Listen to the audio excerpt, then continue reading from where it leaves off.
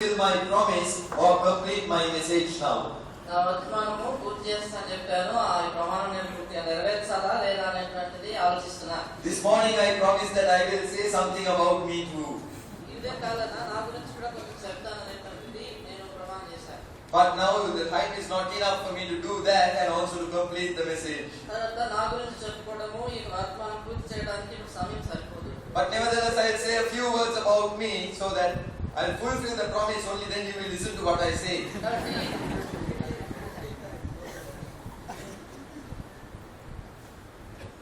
So many brothers and sisters whom I spoke to are inquiring as to what I am doing now. చాలా మంది సోదరులను కలిసిన వాళ్ళల్లో కూడా సోదరుడు ఏం చేస్తున్నాడు అనేటువంటిది అడుగుతా ఉన్నారు. So very briefly I will just tell you few things from my life. కాబట్టి నా జీవితంలో ఉన్నటువంటి కొన్ని సంగతులు చాలా క్లుప్తంగా. I was born into a Christian family. నేను ఒక క్రైస్తవ కుటుంబంలో జన్మించాను. And at one time in my young age I was going to about 5 churches. నేను ఆ యవ్వన దశలో ఒక సమయంలో 5 సంఘాలకి నేను వెళ్తా ఉండేవాడిని. And meanwhile I was also involved in all the bad things that you can name. I was doing them all. అయితే అదే సమయంలో మీరు చెప్పేటువంటి ప్రతి చెడ్డ సంగతి కూడా ప్రతి పాపం కూడా నేను చేస్తా ఉండేవాడిని. Yet I was a very faithful church goer. అయినప్పటికీ కూడా నమ్మకంగా సంఘానికి వెళ్ళేవాడిని. Every Sunday from morning 7 o'clock I am in one of the churches. ప్రతి ఉదయం ఆదివారం 7 గంటల మొదలుకొని ఏదో సంఘంలో ఉండేవాడిని. That was not because I love the Lord. ఇక దాని అర్థం ప్రభువుని ప్రేమిస్తానని కాదు. Because I love my friends and I love the girls there. అయితే నా స్నేహితులను ప్రేమిస్తాను, అక్కడ అమ్మాయిలు అంటే ఇష్టం కాబట్టి వెళ్ళేవాడిని. But somehow I came to the Christian Fellowship Center where I am now. అయితే ఏదో రీతిగా ఇప్పుడు నేను Christian fellowship centre Hebron branch కి ఇప్పుడు వచ్చాను. And all throughout my time in these churches,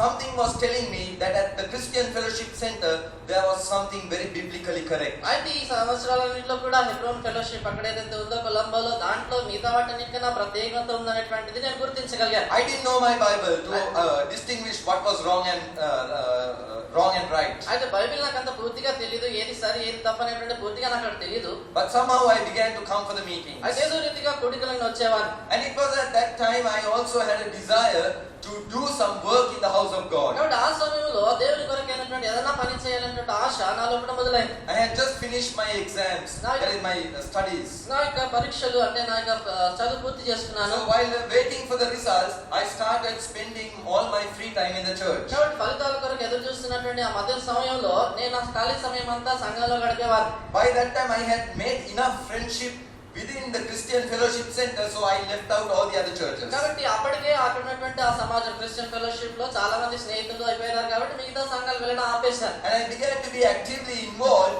in the normal duties of cleaning and arranging and sweeping and all those practical things. కాబట్టి అక్కడ ఉన్నటువంటి క్రియాపూర్వకమైనటువంటి ఆయాల పనులు ఓడవడము, ఆ చేపలు వేయడము, ఈ పనులను కూడా నేను చేస్తా ఉండేవాడిని. I always wanted things to be in proper order. కాబట్టి నేను ఎప్పుడు కూడా ఏ సంగతి క్రమంలో సరైన క్రమంలో ఉండాలని కోరేవాడిని. When I came to church, I saw it was in utter mess. అయితే నేను సంఘానికి వచ్చి చూసినప్పుడు అంతా కూడా అక్కడక్కడ పడేసి చిందరవందరగా ఉండేది. So on my own I started doing some menial jobs. కాబట్టి నా అంతటా నేనే ఆయా చిన్న పనులు చేస్తా వచ్చాను. And all the others thought that I am a person who has come to know the Lord and I am very busily involved in His service. కాబట్టి నేను ఇలా పనులు చేస్తా ఉంటే మిగతా వాళ్ళందరూ అనుకున్నారు పాపం ఈయన రక్షించబడ్డాడు, నమ్మకంగా దేవుని పని చేస్తున్నాడు అనుకుంటున్నారు. But there used to be one brother who will come every Sunday after the meeting and wait near the door and get hold of young people. అయితే అక్కడ ఒక సహోదరుడు ఉండేవాడు, ప్రతి ఆదివారం సాయంకాలము గేట్ దగ్గర నిలబడి యవనస్తులను పట్టుకొని ప్రశ్నించేవాడు. And he will ask, do you know the Lord? Do you know the Lord? ఆయన వాళ్ళని అడిగేవాడు, యేసు ప్రభు గురించి నీకు తెలుసా, ప్రభుని అంగీకరించావా అని అడిగేవాడు. I am a sure candidate to get caught. కాబట్టి అక్కడ ఆయన అడుగుతున్నాడు కాబట్టి తప్పనిసరిగా పట్టబడతాను. Because he knows what a Satan I was at home. ఏం చేద్దంటే ఇంట్లో నేను ఎంత పెద్ద దయ్యాన్ని ఆయన తెలుసు. I was so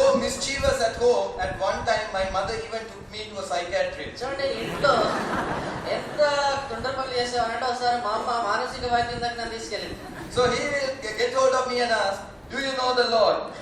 కాబట్టి ఆ సహోదరుడు నన్ను పట్టుకొని అడుగుతుండేవాడు, ప్రభుని ఎరుగుదువా లేక రక్షించబడ్డావా అని అడిగేవాడు. I used to wonder, what is this man talking? కాబట్టి నేను అనేవాడిని, అసలు ఏం మాట్లాడుతున్నాడు ఈయన అనుకునేవాడిని. I am a Christian and he is asking me, do you know the Lord? నేను క్రైస్తవుని అంటాడు, నువ్వు ప్రభుని ఎరుగుదువా అంటావు ఏంటి అనుకున్నాను. I thought this old man has gone nuts. నేను అనుకున్నాను ఈ ముసలాన్ని పిచ్చి పట్టిందిలే అనుకున్నాను.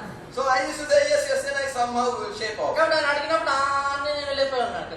But one day I got caught to him. అది ఒక రోజు ఆయన పట్టేసుకున్నాడు. But even by that time in my life I knew I was not living a good life. అయితే అప్పటికి కూడా నా జీవితంలో నాకు తెలుసు నేను అంత చక్కనిగా పవిత్రమైన జీవితాన్ని I జీవించలేదు. knew I had to change my life. నా జీవిత విధానాన్ని మార్చుకోవాలనేటువంటిది నాకు బాగా తెలుసు. I had tried by my own desire and effort to make my life good. కాబట్టి నా యొక్క జీవితాన్ని చక్కగా చేసుకోవడం కొరకై నా సొంత ప్రయత్నాన్ని నా యొక్క సొంత ఏర్పాటుని శక్తిని ఉపయోగించి ప్రయత్నం చేశాను. I was into drinking, smoking, bad friendship, pornography and everything else. కాబట్టి నేను అనేకమైనటువంటి పాపాలు, తాగుడు, తర్వాత అనేకమైనటువంటి చెడ్డ చిత్రాలు చూడడం అనేటువంటివి, ఇవన్నీ సంగతులు, సిగరెట్ తాగడం అని చేస్తాను. I was also fighting in my heart, I must change my life and be a new person. అయితే నా లోపల ఒక పోరాటం ఉంది. ఇవన్నీ కూడా నేను మార్చుకొని నా జీవితంలో నూతనమైన వ్యక్తిగా కావాలనేటువంటి పోరాటం ఉండేది. But all my effort only lasted a couple of weeks and then I went back to my old life. అయితే నా సొంత ప్రయత్నం ద్వారా ఒక 2 వారాలు మాత్రం ఉండేది. మరలా పాత జీవితానికి వెళ్ళిపోయేవారు. But that day he caught me and asked me the same question, do you know the Lord Jesus? అయితే ఆ దిన నా సోదరుని పట్టుకుని అదే ప్రశ్న అడిగాడు, యేసుక్రీస్తు ప్రభువును ఎరుగుదువా? And without my knowledge I said no. అయితే నాకు తెలియకుండా నేను అన్నాను, నాకు తెలియదు అని. And he caught me by my hand. ఆయన చేయి పట్టుకున్నాడు. I was somewhere at the back of the hall. నేను ఆ హాల్లో చివరిలో ఇక్కడ ఉన్నాను. And he caught me by the hand and brought me right to the front to where the stage was. ఆయన నా అక్కడి నుంచి చేయి పట్టుకొని తీసుకొచ్చి ఎక్కడైతే పుల్పిట్ ఉందో అక్కడ వరకు తీసుకొచ్చాడు. And on this side of our hall we have elders prayer room. చూడండి, మా యొక్క సమాజంలో ఇటువైపున పెద్దల యొక్క ప్రార్థన గది ఉంటుంది. He brought me and took hold of Brother Neville's hand and made him to hold me tight. ఆయన ఏం చేశాడంటే నెవిల్ గారి దగ్గర తీసుకొచ్చినాడు. ఆయన చేయి పట్టుకొని నా చేయిని అలా పట్టించాడు. These are the very words he said. ఆయన ఈ మాటలు పలికాడు. This young active man doesn't know the Lord yet. ఆయన ఏం చెప్పాడంటే, ఈ చురుకుగా ఎంత పని చేస్తున్న యవనస్తుడికి యేసుక్రీస్తు ప్రభు గారి గురించి తెలియదు, రక్షణ లేదు నాకు అన్నాడు. And Brother Neville took me inside and he explained to me that I was a sinner and the Lord Jesus was knocking at my heart's door and I needed to invite him. అప్పుడు సోదరు Neville గారు నన్ను గదిలోకి తీసుకుని వెళ్ళి, నేను పాపిని అనేటువంటి నాతో చెప్పినాడు. యేసుక్రీస్తు ప్రభు నా హృదయ తలుపు తడుతున్నాడు, ఆయన రావడానికి ఇష్టపడుతున్నాడు అనేటువంటి సంగతి నాతో చెప్పాడు. There was a battle in my heart as to whether should I let go now or not. కాబట్టి నా లోపల పోరాటం అయింది, ఇప్పుడే తీర్మానం చేయాలా, విడిచిపెట్టాలా లేదా అనేటువంటిది. All my friends and all my pleasures were just coming in front of me. Oh, how can I leave them? ఏం చేద్దంటే నా స్నేహితులందరూ కూడా నేను అలా అనుభవించినవన్నీ కూడా నా కళ్ళ ముందుకు వస్తున్నాయి, ఎట్లా విడిచిపెట్టాలా అనిపిస్తా ఉంది. But also God was telling me this is the chance, this is the best time. అయితే దేవుడు కూడా నాతో చెప్తున్నాడు, ఇదే శ్రేష్టమైన సమయం, ఇదే శ్రేష్టమైన తరుణం. I don't know whether it was half-heartedly or wholeheartedly. That time I gave in to thee. నాకు తెలియదు సగం హృదయంతోనో పూర్తి హృదయంతోనో నేను ప్రభువుని అప్పుడు I సంపూర్ణంగా prayed the sinner's prayer and asked the Lord Jesus to forgive me and to come into my life and change my life. నేను నా పాపాల గురించినటువంటి నా యొక్క క్షమాపణ ప్రభువుని కోరి యేసుక్రీస్తు ప్రభువు నా హృదయంలో రమ్మని అడిగాను. And truly the Lord Jesus forgave me and he came into my life. నిజంగా యేసుక్రీస్తు ప్రభువు నన్ను క్షమించినాడు, నా హృదయంలోకి వచ్చి నా జీవితాన్ని నూతనంగా చేశాడు. I did not have a kind of a burning experience like some others make a tell of. మిగతా వాళ్ళు చెప్తా ఉంటారు కదా, ఏదో ఉద్రేకపరమైనటువంటి అనుభవం కలిగిందని, అలాంటి నాకేం కలగలేదు. But one thing I know that my life was changed. అయితే ఒక విషయం నాకు తెలుసు, నా జీవితము మారింది. From that very day, all sinful desires and likings just left me completely. కాబట్టి ఆ దినం నుంచి మొదలుకొని నాలో ఉన్నటువంటి అపవిత్రమైనటువంటి కోరికలు, వాంఛలు, అలవాట్లు అన్ని ఒక్కసారిగా వెళ్ళిపోయినాయి. I don't know what happened. అసలు నాకు ఏం జరిగిందో నాకు తెలియదు. I never wanted to go back to my friends. నా యొక్క స్నేహితుల దగ్గరికి వెళ్ళాలంటే ఆశ నాకు రావట్లేదు. I never wanted to go back and smoke. నేను తిరిగి వెళ్ళి సిగరెట్ తాగాలని ఆశ రావట్లేదు.